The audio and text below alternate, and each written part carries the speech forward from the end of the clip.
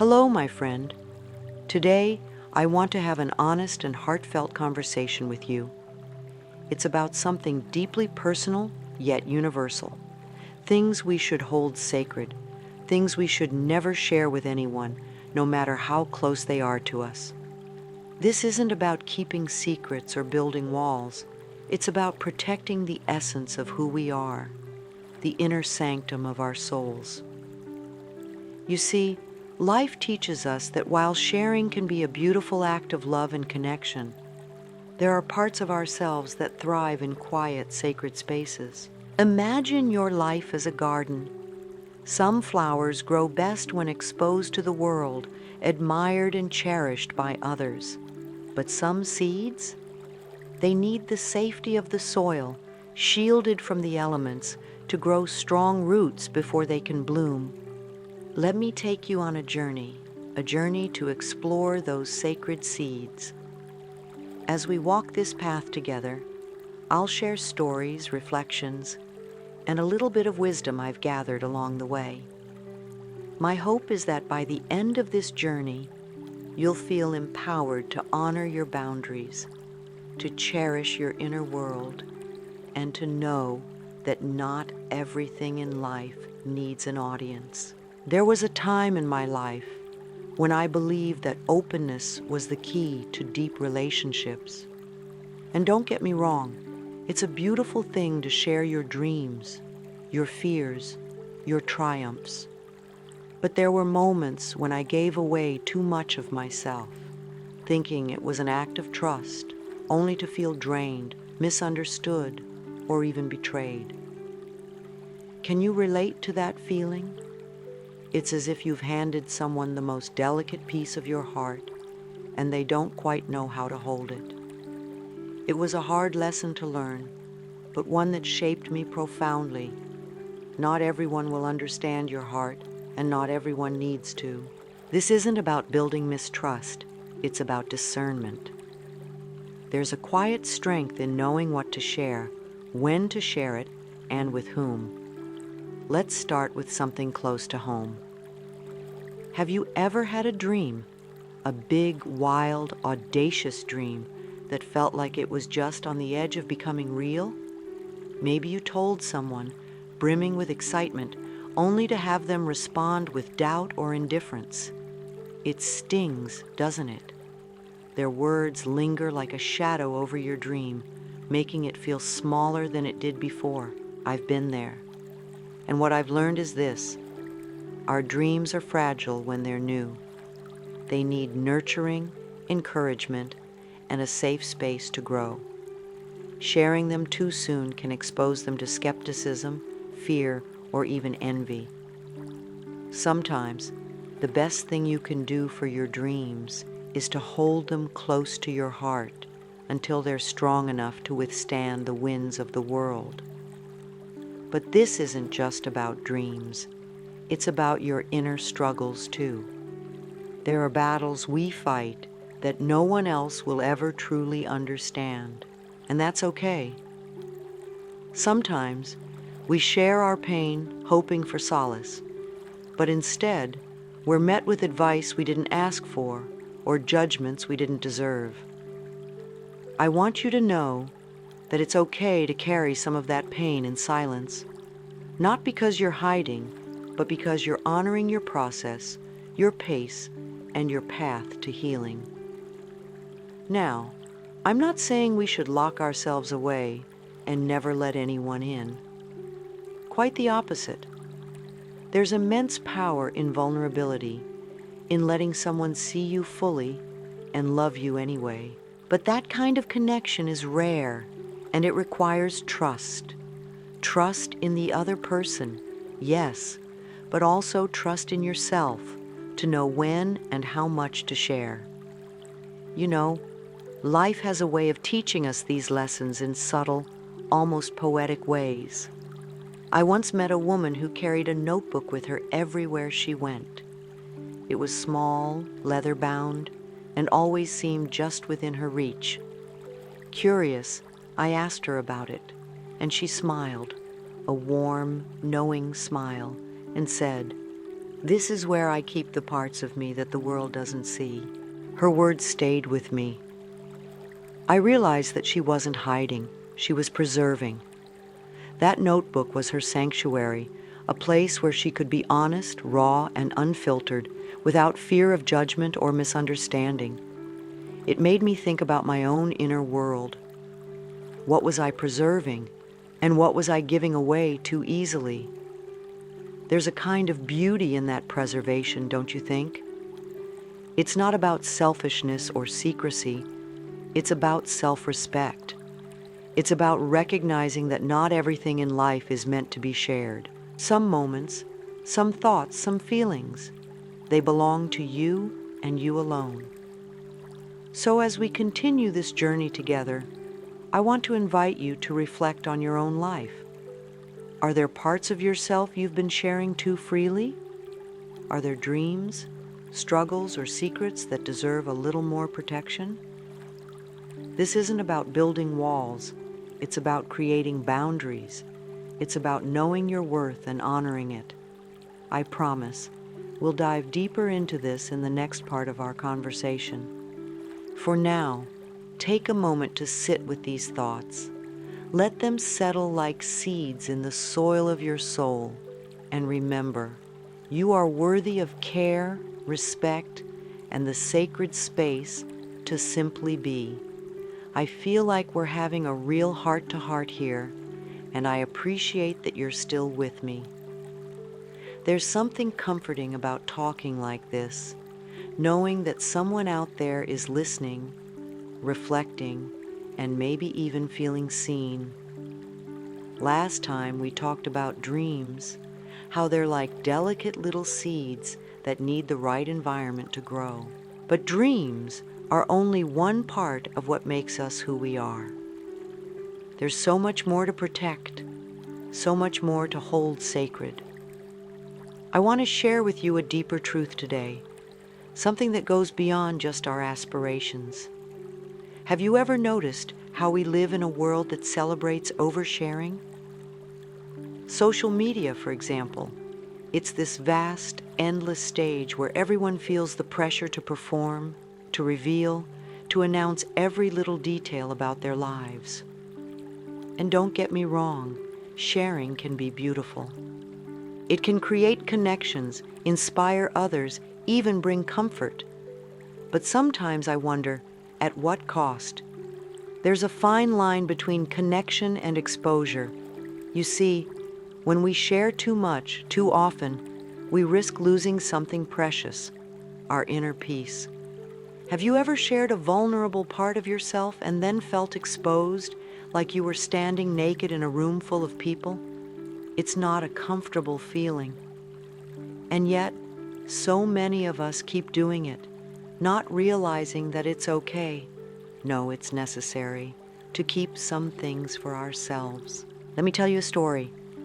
There was a man I knew years ago who had this remarkable gift for listening. People would come to him with their troubles, their triumphs, their most personal stories, and he would just listen. No judgment, no advice, just a quiet, empathetic presence. One day, I asked him how he managed to hold space for so many people without feeling overwhelmed. His answer was simple yet profound. I don't carry what isn't mine. That stuck with me. How often do we share parts of ourselves with people who aren't equipped to hold them? How often do we expect others to carry our burdens, our secrets, our struggles, only to find that they drop them, or worse, use them against us? It's a hard lesson to learn, but one worth embracing. Not everyone deserves access to your inner world, and it's not just about who you share with, it's also about why. Have you ever shared something just to fill the silence, to seek validation, or to feel less alone? I know I have, but here's the thing. When we seek external validation, we're giving away our power. We're saying, I need you to tell me that I'm enough. When the truth is, we already are. You already are. There's a quiet strength in holding space for yourself, in being your own sanctuary. Imagine that your heart, your mind, your soul, these are sacred places. Not everyone gets a key.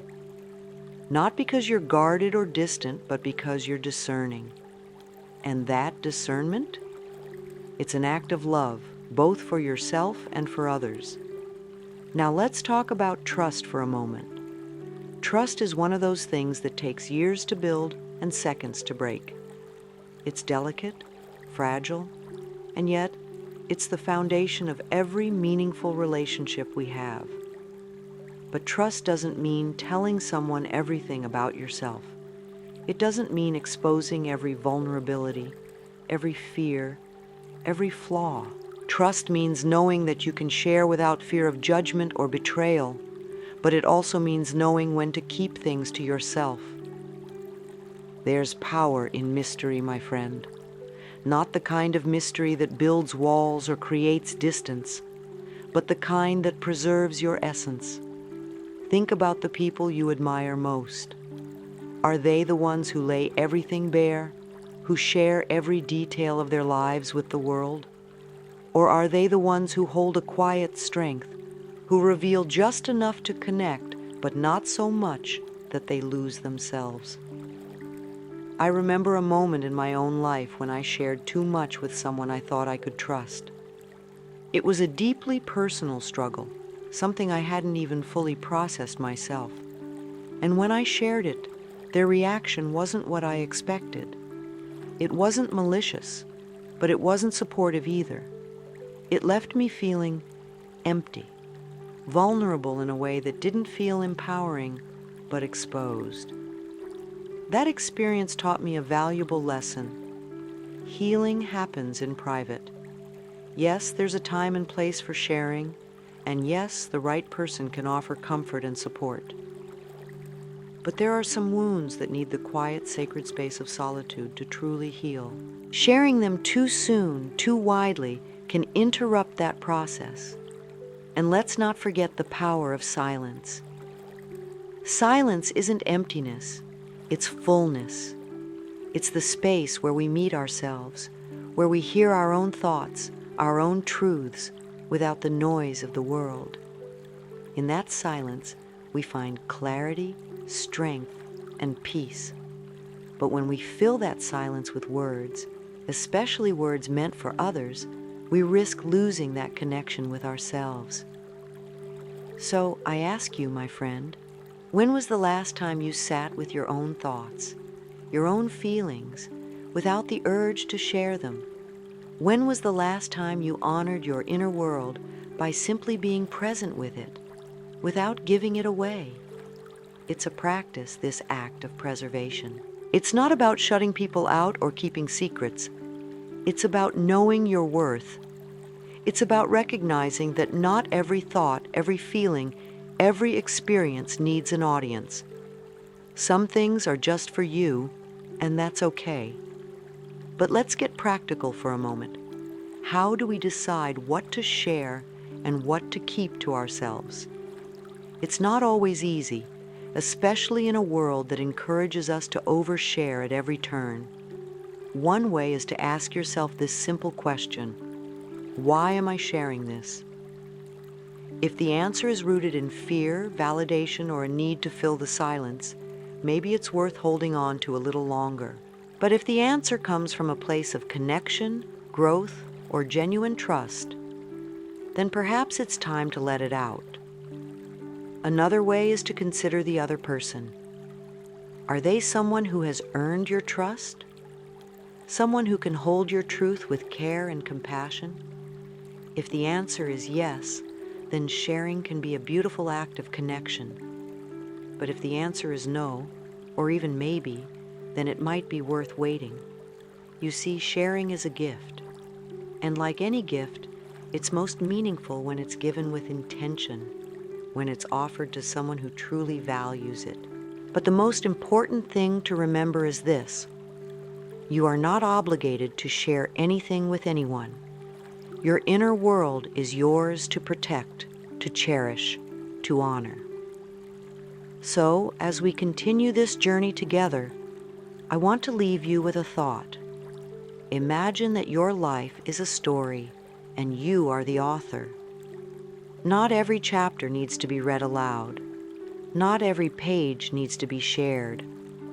Some chapters are for you and you alone, and that's what makes your story so uniquely yours. Let's sit with this thought for a moment. Let's honor the parts of ourselves that we've been keeping hidden, not out of fear, but out of love. And let's promise to protect those parts, to nurture them, to let them grow in their own time. We'll dive deeper in the next part, my friend. Until then, remember this. You are enough just as you are, without anyone else's approval or understanding. You are enough. Let's talk about something that's often overlooked when we think about what we should or shouldn't share.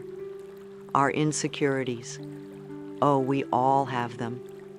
Those little whispers in our minds that tell us we're not enough, not smart enough, not attractive enough, not worthy enough. They creep in when we're least expecting them, and if we're not careful, they can take over. Now, let me ask you this. How often do you share your insecurities with others? Maybe you don't even realize you're doing it. Maybe it slips out in a self-deprecating joke, or in a moment of vulnerability when you're seeking reassurance. And while there's nothing wrong with being open about your struggles, I want to encourage you to pause and think about how you're sharing and why.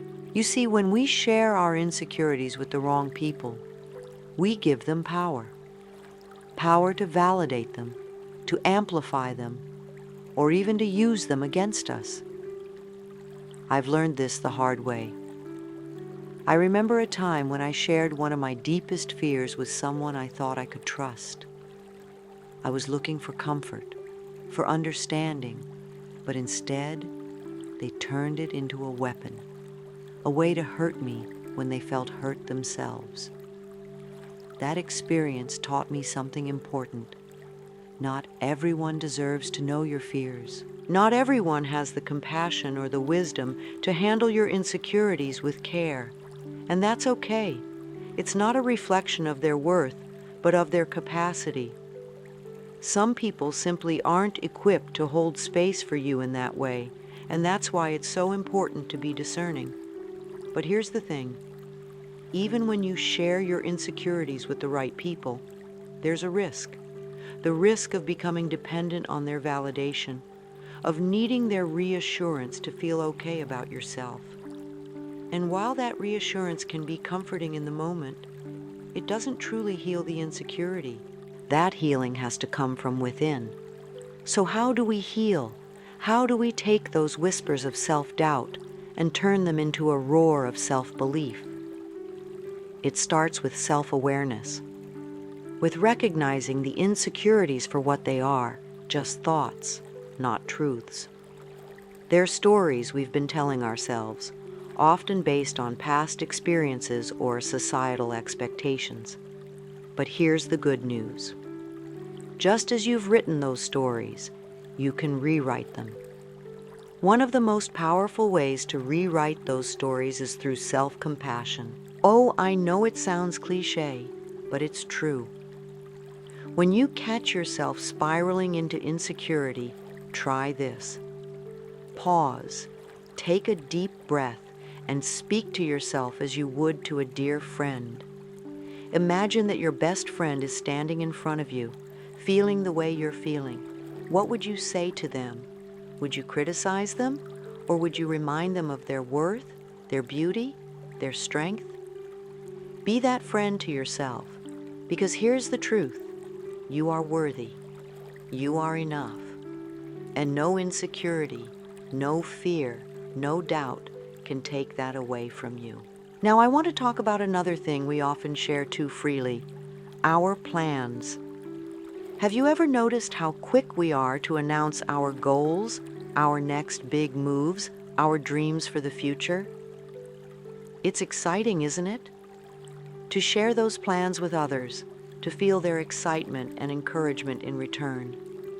But here's the catch. Not everyone will share your enthusiasm. Not everyone will cheer you on. Some people, intentionally or not, will project their own fears onto your plans. They'll tell you it's too risky, too ambitious, too unrealistic, and if you're not careful, their doubts can become your doubts. It's like planting a garden and then inviting everyone to come stomp around in it before the seeds have even sprouted. I'm not saying you should keep all your plans to yourself, but I am saying this. Be selective. Share your plans with people who believe in you, who will support you, who will encourage you to keep going even when it gets tough. And when you do share, don't seek their approval. Your plans don't need validation from anyone but you. There's a quiet power in keeping some of your plans private. It allows you to focus on the work, to build your vision without the noise of other people's opinions. And when the time comes to share your success, it'll speak for itself. Let me share a story with you.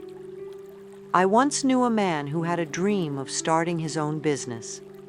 He was passionate, driven, and full of ideas.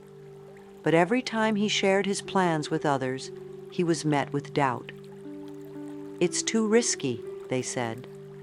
"You'll never make it work." And little by little, he started to believe them. He shelved his dream, convinced it was impossible. Years later, he decided to try again. But this time, he kept his plans to himself. He worked quietly, diligently, pouring his heart into his vision. And when he finally launched his business, it was a resounding success.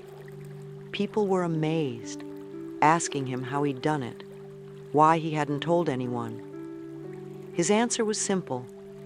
"I didn't need their permission to pursue my dream." I think about that story often. It's a reminder that our plans are ours to nurture, to protect, to bring to life in our own way. Not everyone needs to know what you're working on. Not everyone needs to see your process. Sometimes the best thing you can do for your plans is to keep them close, to let them grow in the safety of your own determination. As we wrap up this part of our journey, I want you to take a moment to reflect. What are you sharing that might be better kept private? What insecurities, plans, or dreams could benefit from a little more protection, a little more care? This isn't about building walls or shutting people out. It's about creating boundaries that honor your worth, your growth, your journey. Remember, my friend, you are the guardian of your own soul. You get to decide what to share and what to keep. And in that choice, there is strength, there is freedom, there is peace.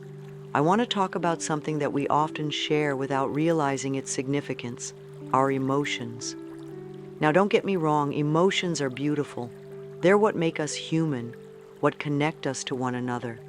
But here's the thing. Not every emotion is meant to be shared in every moment. Have you ever had a moment when you were feeling something so deeply, anger, sadness, joy, fear, and you rushed to express it?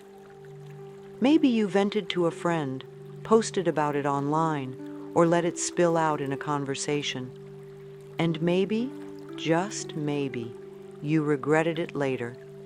It's not that your emotions weren't valid. They were. But sometimes, in the heat of the moment, we share from a place of reaction rather than reflection. I've learned this the hard way, as I'm sure many of us have. There have been times when I've let my emotions dictate my words, only to realize later that I wasn't being true to myself. I was sharing from a place of vulnerability, hoping for understanding, but instead I felt exposed, misunderstood, or even judged. Have you ever felt that way? It's a tough lesson to learn, but an important one. Not every emotion needs an audience. Sometimes, the most powerful thing you can do with your emotions is to sit with them, to honor them, to let them teach you what they're here to teach. Because emotions are messages. They're trying to tell you something about yourself, your needs, your boundaries. And when you rush to share them, you might miss the opportunity to truly understand them. There's a quiet strength in holding space for your emotions. Imagine yourself as a container, capable of holding the full spectrum of your feelings without spilling over. It's not about suppressing or ignoring your emotions. It's about giving them the time and space they need to unfold naturally. And when you do choose to share them, it's from a place of clarity, not chaos. Now, I know this isn't easy. We live in a world that encourages us to share everything, to put our emotions on display for validation, sympathy, or connection. And while there's nothing wrong with sharing your feelings, it's important to ask yourself, why am I sharing this? Is it because I've processed it and want to connect? Or is it because I'm seeking something external to soothe something internal? Let me tell you a story. I once met a woman who had this incredible ability to remain calm in the face of chaos. No matter what was happening around her, she had this steady, grounded presence that was almost magnetic. Curious, I asked her how she managed to stay so composed. Her answer was simple. I don't let my emotions make my decisions for me. That stuck with me. It made me realize how often I'd let my emotions dictate my words, my actions, even my relationships. And while emotions are an essential part of who we are, they're not the whole story. They're like waves on the surface of the ocean, powerful, beautiful, but fleeting. Beneath those waves lies the deeper, calmer waters of your true self. So how do we honor our emotions without letting them control us? It starts with mindfulness. The next time you feel a strong emotion, pause. Take a deep breath. Ask yourself, what am I feeling?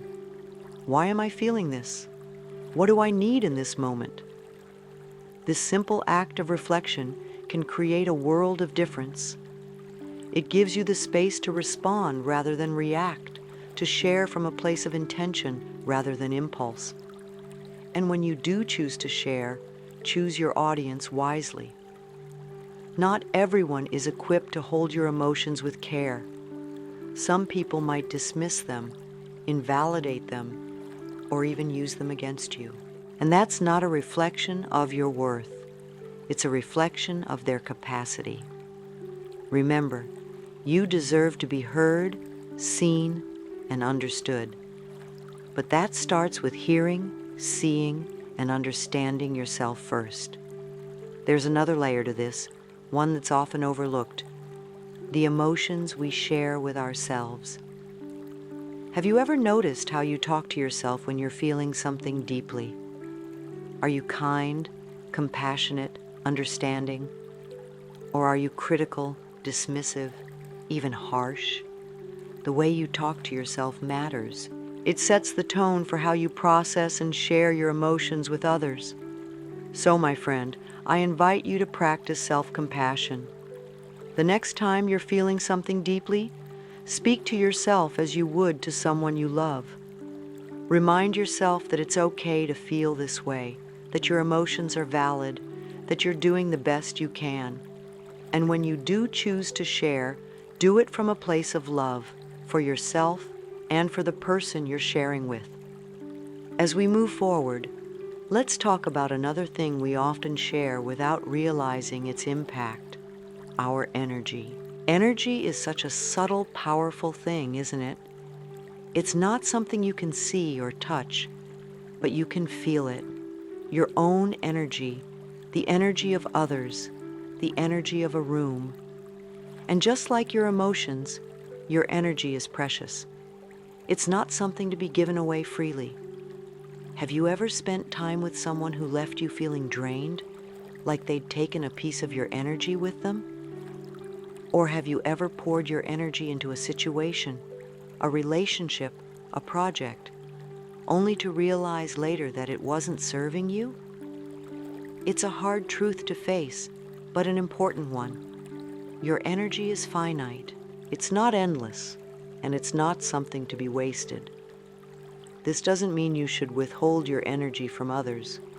On the contrary, sharing your energy can be a beautiful act of love, generosity, and connection. But it has to come from a place of balance. You can't pour from an empty cup, as they say. You have to take care of your own energy first before you can share it with others. So how do you protect your energy? It starts with awareness. Pay attention to the people, places, and activities that drain you and the ones that fill you up. Set boundaries where you need to, and honor those boundaries. And most importantly, give yourself permission to say no. No to the things that don't serve you. No to the things that drain you.